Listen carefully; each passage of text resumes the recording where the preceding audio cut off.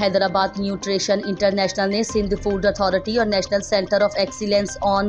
Analytical chemistry NCEAC جامع سندھ جامشورو کے درمیان food testing کے لیے تکنیکی صلاحیت کو فروغ دینے کے لیے تعاون کو مضبوط کیا ہے۔ تقریب کی تاریخ 17-18 مئی 2024 SFA لیب کے عملے کے لیے HPLC FTIR آئی چیک اور CDR فوڈ لیب کے بارے میں 2 روزہ تربیت کا اہتمام نیوٹریشن انٹرنیشنل اور سندھ فوڈ اتھارٹی نے مشترکہ طور پر 17-18 مئی 2024 کو national centre of excellence on analytical chemistry NCEAC میں کیا تھا۔ جامع سندھ جامشورو تربیت کے دوران ریجنل فوڈ ٹیسٹنگ لیب کی افتتاحی تقریب بھی منعقد ہوئی۔ ڈاکٹر محمد صدیق کلہوڑو، ایک پروفیسر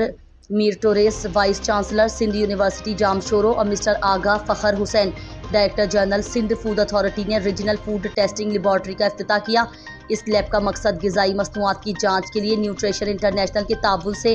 SFA اور NCEAC جامع سندھ کے درمیان تعاون اور ایک مضبوط روابط کی ترقی کا ایک طویل مدتی فریم ورک بنانا ہے، جو کہ مفاد میں ہے۔ فوڈ بزنس آپریٹرز کے لہٰذا SFA اور سندھ یونیورسٹی SFA RFTL کے دائرہ کار کے تحت فوڈ پروڈکٹ ٹیسٹنگ یا تحقیقی مطالعات کے نمونوں کے ذریعے بہترین عوامی مفاد میں اپنے مقاصد حاصل کرنے کے لیے ایک دوسرے کی مدد کرتے ہیں۔ یہ 2 روزہ تربیت FTIR HPLC ہائی پرفارمنس ماکرومیٹیو گرافی کا استعمال کرتے ہوئے صنعتی ٹرانس فیٹی ایسڈز کے نظریاتی اور عملی مظاہروں پر مرکوز ہے، اور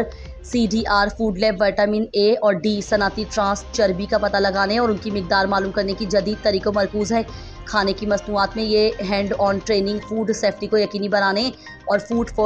فورٹیفیکیشن کے ضوابط کی تکمیل کے لیے ضروری تھی، جس کے مقصد سندھ فوڈ اتھارٹی لیب کے عملے کو ٹرانس فیٹ سے منسلک صحت کے خطرات کو کم کرنا تھا۔ تربیت کا آغاز تلاوت کلام پاک سے کیا گیا، جس کے بعد معروف مقررین کے مختلف سیشنز، جن میں خوراک اور زرعی مصنوعات اور ان کے ماخوذ ضمنی مصنوعات، تغذیاتی کیمسٹری اور گھی میں صنعتی طور پر تیار کی جانے والی ٹرانس فیٹ کے بارے میں 20 سال سے زیادہ کی مہارت ہے۔